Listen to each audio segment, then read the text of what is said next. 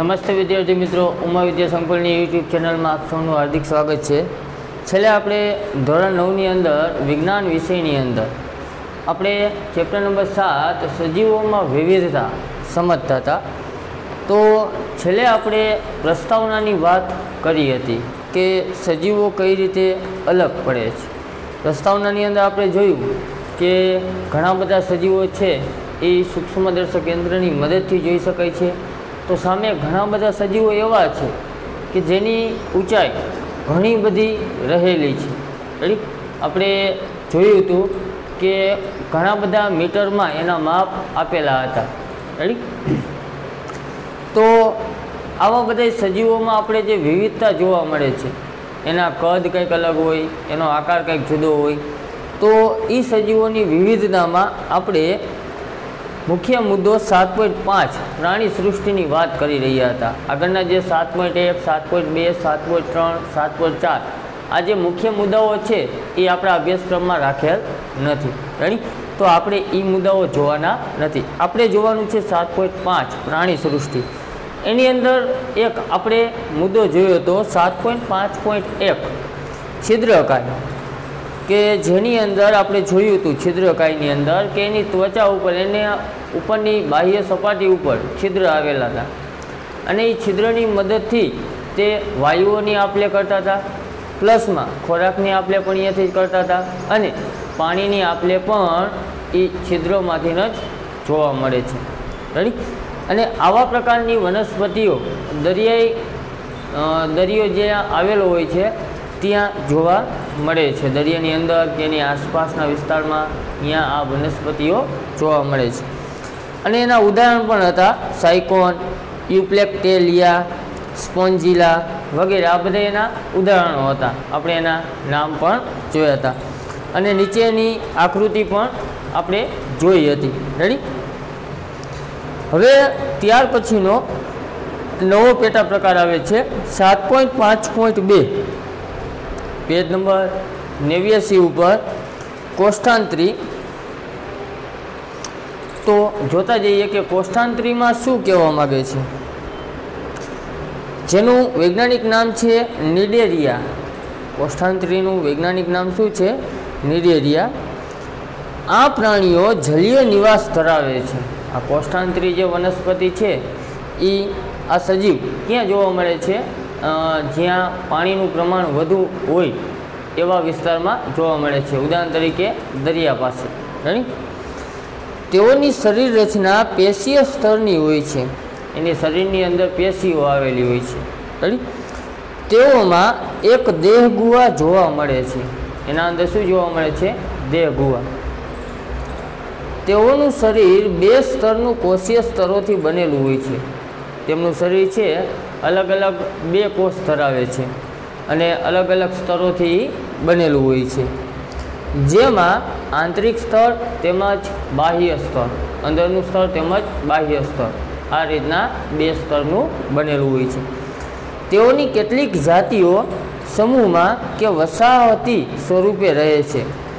એમની જાતિઓ છે એ મોટા ભાગે તમને સમૂહમાં જોવા મળે છે અથવા તો એક જ જગ્યાએ વસવાટ પામેલી હોય એવું તમને જોવા મળે આ પ્રકારના સજીવો, જેવી કે પ્રવાળ એટલે કે પરવાળા, અને કેટલીક જાતિઓ એકાકી હોય છે, અમુક સમૂહમાં જોવા મળે છે, તો અમુક સજીવ એવા છે કે જે એકાકી હોય છે।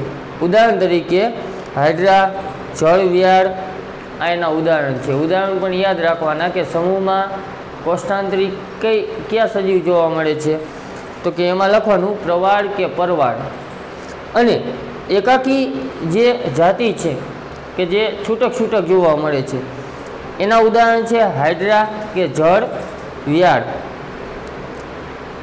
એના ઉદાહરણ છે હાઇડ્રા એટલે કે જળ વ્યાળ, સમુદ્ર ફૂલ, સમુદ્રમાં ઉગતું ફૂલ। રેડી, એ પણ સમુદ્ર એટલે કે પાણીની અંદર જોવા મળે છે, જે પણ કોષ્ઠાંતરીનું જ એક ઉદાહરણ છે। જેલીફિશ વગેરે। નીચે જો આકૃતિ આપેલી છે હાઇડ્રાની અને સમુદ્ર ફૂલની। તમે દરિયાકાંઠે ગયા હોય તો સમુદ્ર ફૂલ તમને ઘણી વખત રેતીની અંદર જોવા મળે। ઉપર જે ફૂલનું જે ગુચ્છ દેખાય છે એ બહારની તરફ, રેતીની બહારની તરફ હોય છે અને નીચે એનો જે કોષનો ભાગ છે એ નીચેની તરફ રેતીમાં દટાયેલો જોવા મળે. હાઇડ્રાની અંદર જુઓ ડંખ કોષો આવેલા છે, સ્પર્શકો આવેલા છે, એનું મોં પણ છે. પછી અધિસ્તર એટલે કે ઉપરનું સ્તર, મધ્ય સ્તર એટલે વચ્ચેનું સ્તર, કોષ્ઠી ત્વચા, કોષની જે ત્વચા છે એ, કોષ્ઠાંતર ગુહા એટલે કે અંદરનો ભાગ. રેડી? આ બધી ડિટેલ હાઇડ્રાની અંદર દર્શાવેલ છે. અને બાજુમાં સમુદ્ર ફૂલ એ પણ કેવું છે એ બાજુમાં દર્શાવેલું છે. તો આ હતું કોષ્ઠાંતરી. હવે પછીનો નવો ટોપિક આવે છે, એટલે કે નવો પેટા પ્રકાર આવે છે 7.5.3 પૃથુકૃમિ. જોઈએ પૃથુકૃમિ શું કહેવા માગે છે. અગાઉ વર્ણવેલા વર્ગોની સાપેક્ષે આ વર્ગના પ્રાણીઓની શરીર રચના વધારે જટિલ હોય છે. અગાઉ આપણે જે પ્રાણીઓની વાત કરી, જે સજીવની વાત કરી, એના કરતાં આ જે પૃથુકૃમિ છે એની શરીર રચના થોડીક જટિલ હોય છે. તેમના શરીર દ્વિપાર્શ્વીય સમમિતિ ધરાવે છે. એમના શરીર છે બે પ્રકારની બાજુઓ ધરાવે છે, અથવા આ પ્રાણીઓના શરીર જમણી અને ડાબી એમ બે સમાન સંરચના ધરાવતા ભાગો ધરાવે છે. ડાબી અને જમણી બાજુ કેવી હોય છે? એની સરખી હોય છે. તેઓ 3 સ્તરોની કોષીય સંરચનામાં વિભેદિત થાય છે. એના કોષ છે એ 3 કોષોમાં વિભાજન પામે છે. આવા પ્રાણીઓને ત્રિગર્ભસ્તરીય પ્રાણીઓ કહે છે. આ પ્રકારના પ્રાણીઓને શું કહેશું? તો કે ત્રિગર્ભસ્તરીય પ્રાણીઓ, કારણ કે એના કોષનું 3 ભાગમાં વિભાજન પામે છે, એટલા માટે એને શું કીધું? ત્રિગર્ભસ્તરીય પ્રાણીઓ. આ પ્રાણીઓના શરીરમાં બાહ્ય અને આંતરિક બંને પ્રકારના અસ્તર બને છે અને તેઓમાં કેટલાક અંગો પણ બને છે. શું કીધું આપણને? તો કે આ પ્રાણીઓની અંદર બાહ્ય તેમજ આંતરિક, બહારની તરફ અને અંદરની તરફ બંને પ્રકારના અસ્તર બને છે. બહારે કંઈક વિકાસ થતો હોય, અંદર પણ વિકાસ થતો હોય અને એક પડ બનતું હોય છે. અને કેટલાક અંગો પણ બને છે, અમુક એની અંદર અંગો પણ જોવા મળે છે.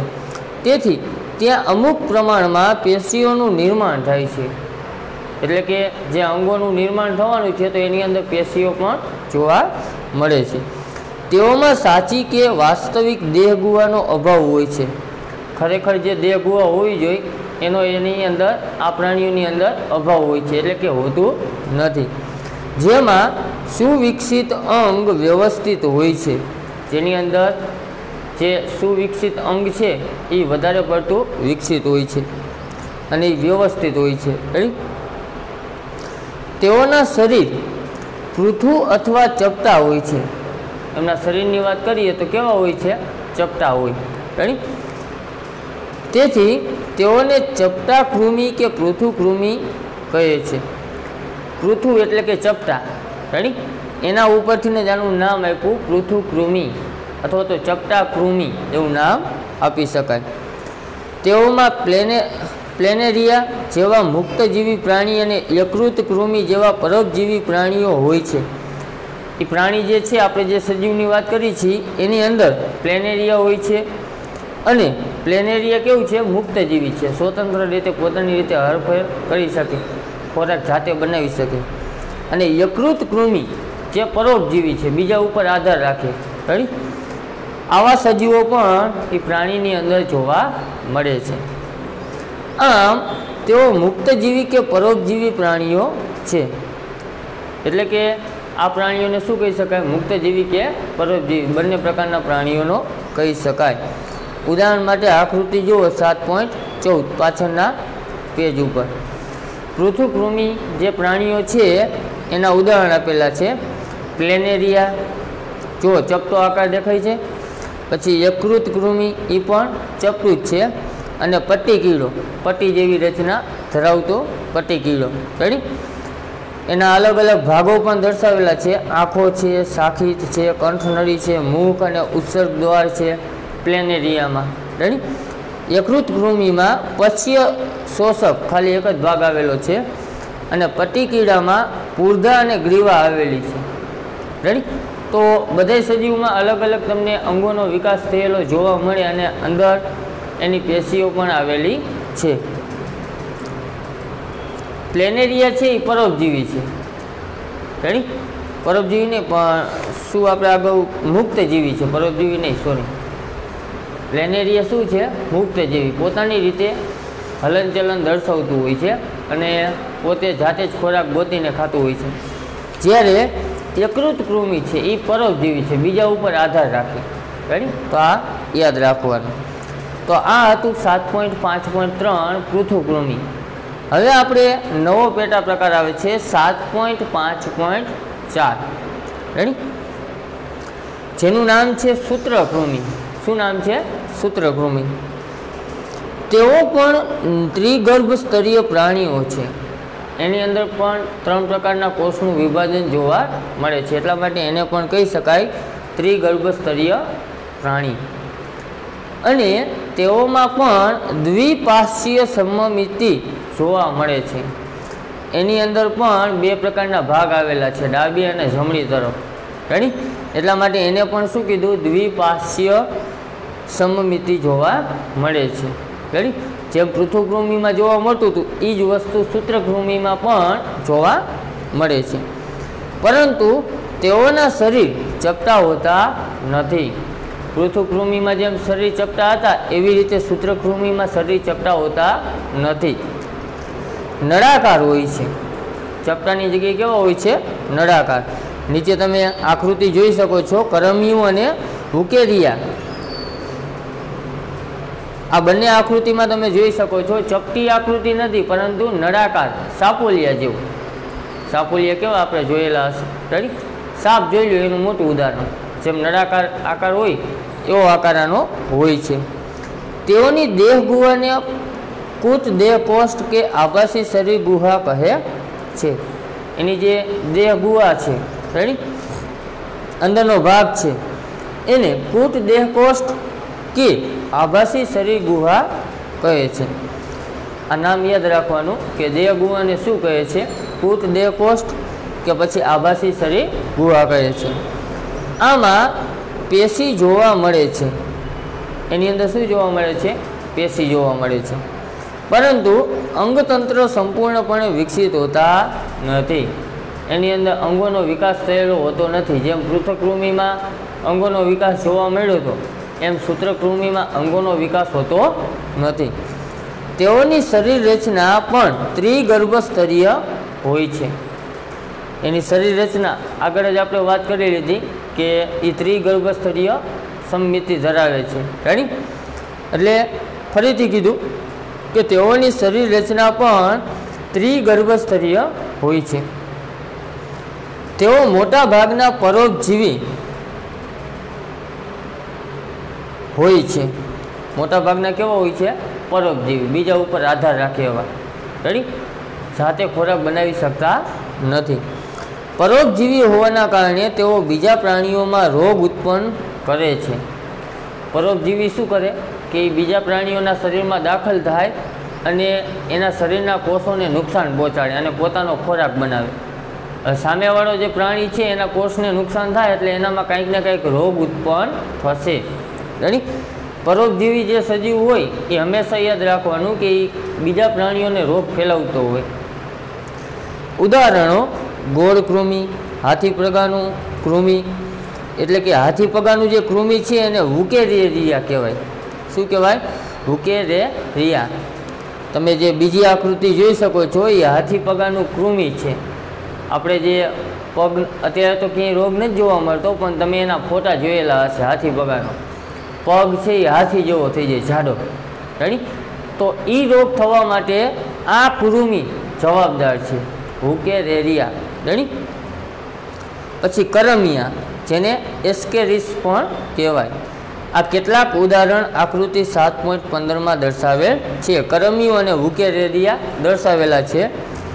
તો આ કૃમિ છે એ બીજા સજીવ એટલે કે આપણા શરીરમાં પણ પ્રવેશીને આપણને રોગ ફેલાવી શકે છે। રેડી। પરોપજીવી હોવાના કારણે। તો આ હતું સૂત્રકૃમિ। હવે પછીનું નવો ટોપિક આવે છે 7.5.5 નુપુરક. હવે આપણે શીખવાનું છે નવો પેટા પ્રકાર નુપુરક. જોઈએ, નુપુરક પ્રાણીઓ પણ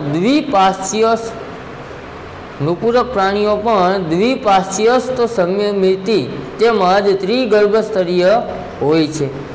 આગળના જેમ સૂત્રકૃમિ અને આપણે આગળ જોયું સૂત્રકૃમિ અને પૃથુકૃમિ, રેડી, આ બંને જેમ દ્વિપાર્શ્વીય અને ત્રિગર્ભસ્તરીય હતા, એવી જ રીતે નુપુરક પણ દ્વિપાર્શ્વીય અને ત્રિગર્ભસ્તરીય રસાયણ ધરાવે છે. તેઓમાં સાચી શરીર ગુહાયુક્ત દેહ પણ જોવા મળે છે. એની અંદર દેહ ગુહાયુક્ત દિવાલ જોવા મળે છે, એટલે કે અંદરનો ભાગ એની અંદર રહેલો છે, પેટ જેવો ભાગ, જેનાથી સાચા અંગ શરીર રચનામાં નિર્માણ પામે છે. જેના કારણે શું થાય છે? ખરેખર સાચા અંગનું નિર્માણ થાય છે. તો દેહ ગુહા આપણને પૃથુકૃમિમાં જોવા મળી હતી, તો એની અંદર પણ અંગો જોવા મળ્યા હતા. સૂત્રકૃમિની અંદર દેહ ગુહા આભાસી હતી, એ આપણને એમાં જોવા મળી ન હતી, રેડી. તો એની અંદર અંગોનો વિકાસ થયેલો જોવા નહોતો મળ્યો. નુપુરકની અંદર દેહ ગુહા આવેલી હોવાથી એના અંગ શરીર રચનામાં નિર્માણ પામે છે, એના અંગનો વિકાસ થયેલો જોવા મળે છે. આથી અંગોમાં વ્યાપક ભિન્નતાઓ હોય છે. એના જે અંગો હોય છે, આ જે નુપુરકની વાત કરે છે, એના બધા અંગોમાં કંઈક ને કંઈક ભિન્નતા જોવા મળે છે. આ ભિન્નતાઓ તેઓના શરીરના શીર્ષથી પૂંછડી સુધી એક પછી એક ખંડોના સ્વરૂપે હાજર હોય છે.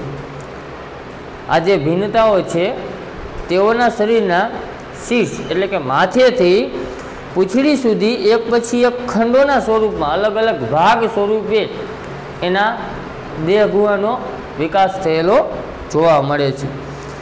નુપુરક એ મીઠા જળ, દરિયાઈ જળ તેમજ સ્થળજ પ્રકારના રહેઠાણ ધરાવે છે.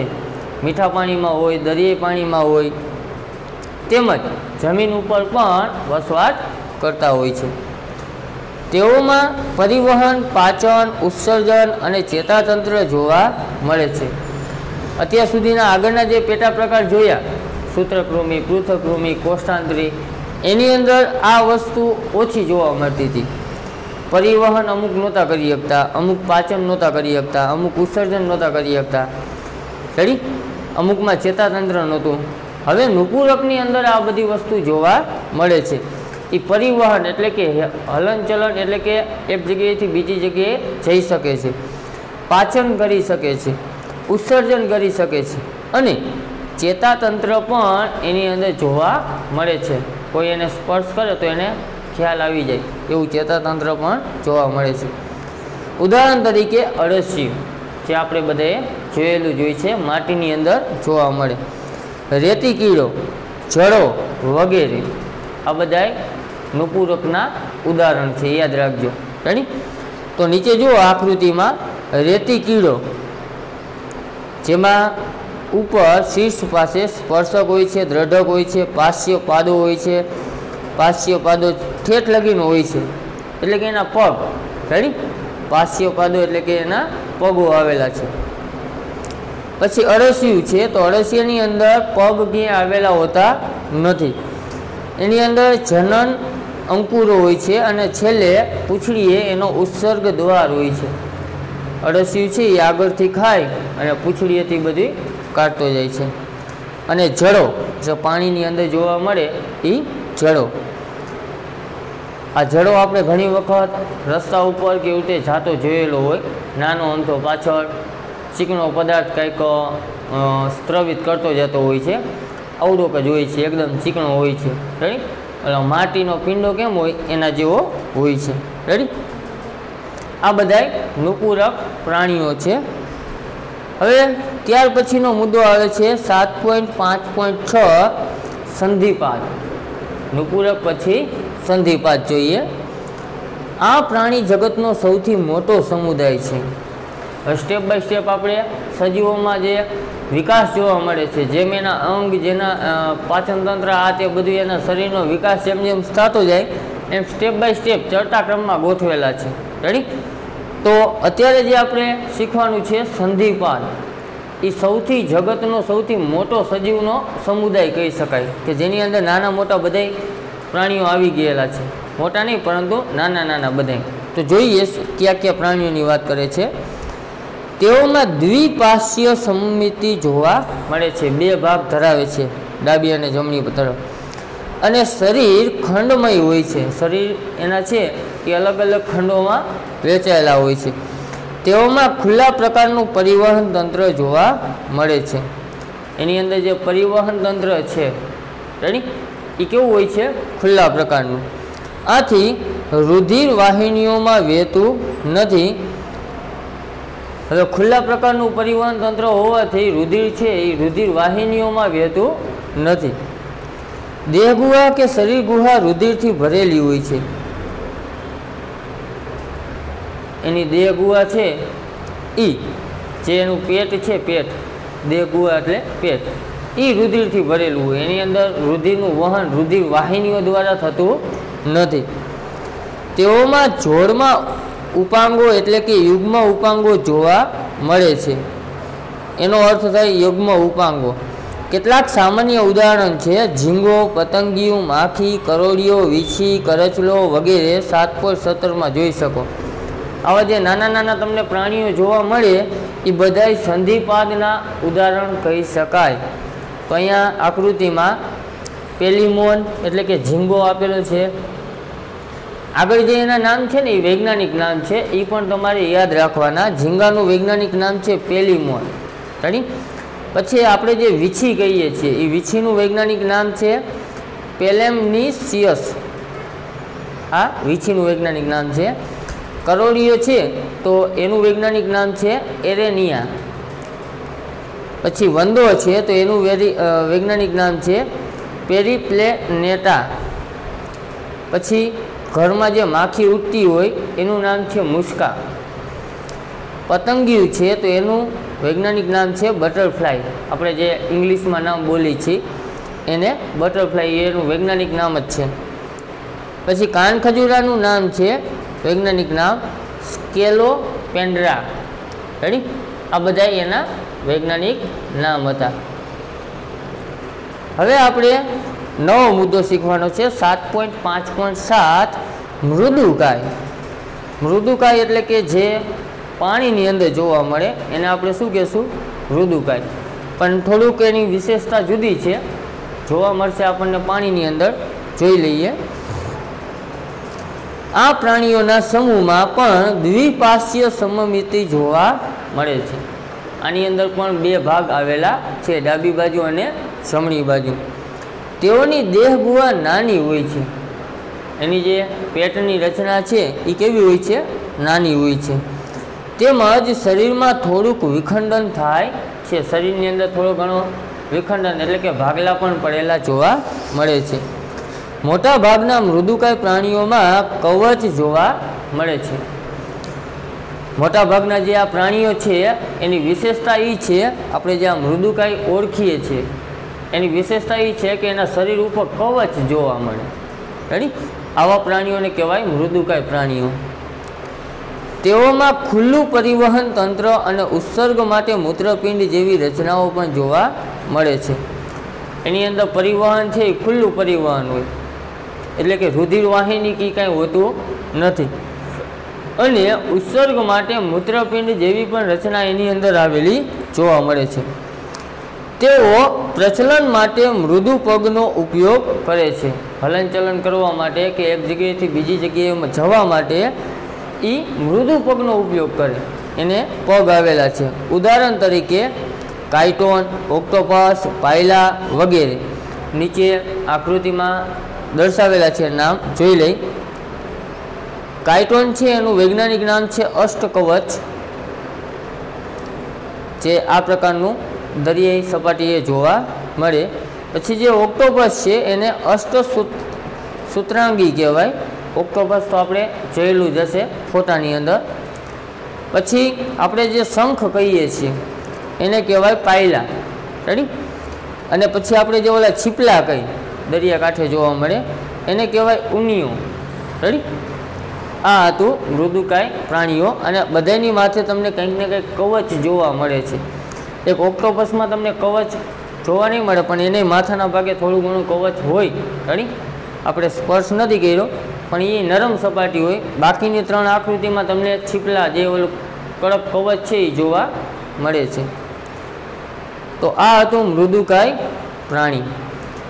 હવે પછીનું આવે છે 7.5.8 સુરત્વચી. કેવું? સુરત્વચી. જોઈએ શું કહે છે. ગ્રીકમાં એચિનો એટલે એકીનો લખેલું છે ઇંગ્લિશમાં. એનો અર્થ થાય કે કંટકીય નલિકામય રચના. આ સુરત્વચી છે એનું વૈજ્ઞાનિક નામ છે એકિનોડર્મેટા. રેડી? તો એકિનોનો અર્થ એવો થાય કે કંટકીય નલિકામય રચના. એના શરીર ઉપર કાંટા જેવી રચના હોય છે. અને ડર્માનો અર્થ થાય છે ત્વચા, એટલે કે કંટકીય ત્વચા. આ વૈજ્ઞાનિક નામ ઉપરથી એના શરીર ઉપર આવી રચના જોવા મળતી હતી, એના કારણે આવું નામ રાખ્યું. આથી આ પ્રાણીઓની ત્વચા કાંટા જેવી સૂર્ય રચનાઓથી આચ્છાદિત હોય છે. એની શરીરની રચના, એનો ઉપરનું આવરણ કેવું હોય છે? કાંટામય હોય છે, એટલે કે કાંટાઓ આવેલા હોય છે શરીર ઉપર. તેઓ મુક્તજીવી દરિયાઈ પ્રાણીઓ છે. દરિયાની અંદર મુક્ત રીતે હરીફરી શકે એવા પ્રાણીઓ છે. તેઓ દેહગુહા કે શરીર ગુહાયુક્ત ત્રિગર્ભ સ્તરીય પ્રાણીઓ છે. આગળના પ્રાણીઓની જેમ જ આમાં પણ દેહગુહા, ત્રિગર્ભ સ્તરીય બધું જોવા મળે છે. તેઓમાં વિશિષ્ટ પ્રકારનું જલ પરિવહન નલિકા તંત્ર જોવા મળે છે. પાણીની અંદર હોય એની અંદર જલનું વહન થઈ શકે એવું તંત્ર આવેલું હોય છે, જે તેઓને પ્રચલનમાં સહાયક બને છે. એટલે કે હલનચલન કરવામાં એને આ સહાયક બને, જે જલ પરિવહન તંત્ર છે તે. તેઓમાં કેલ્શિયમ કાર્બોનેટનું સખત કંકાલ અને સૂળો જેવા જોવા મળે છે. કેલ્શિયમ કાર્બોનેટનું ઉપર સખત પડ આવેલું હોય છે, એટલે એને કાંઈ શરીરને કાંઈ નુકસાન ન પહોંચે. અને સૂળો એટલે કે સોય જેવી રચના આવેલી હોય છે, આખા શરીર ઉપર કાંટાઓ આવેલા હોય છે. ઉદાહરણો: તારા માછલી, સાગર ગોટા વગેરે. નીચે આકૃતિ આપેલી છે. સૌથી પહેલું છે પંખ તારા, એટલે કે બરડ તારા, જેને એન્ટેડોન કહેવાય. પછી સમુદ્ર કાકડી, જેને હોલોથુરિયા કહેવાય. પછી સાગર ગોટો, આખો આમ ગોટા જેવું આપણે ટીવીમાં ને એમાં જોયું હશે આ પ્રકારની આકૃતિ, એને કહેવાય એકાઇનસ. અને છેલ્લું એ સમુદ્ર તારા, તારા માછલી. આ આપણે ટીવીમાં કે ફોટામાં જોયેલું હોય છે. રેડી? તો આ તો 7.5.8 સુરત્વચી. તો આપણે અહીંયા સુધી આ મુદ્દાઓ રાખીએ. હવે આગળના મુદ્દાઓ છે એ આપણે નેક્સ્ટ પિરિયડમાં આપણે જોશું. રેડી? તો અહીંયા સુધી આપણે રાખીએ છીએ. અસ્તુ.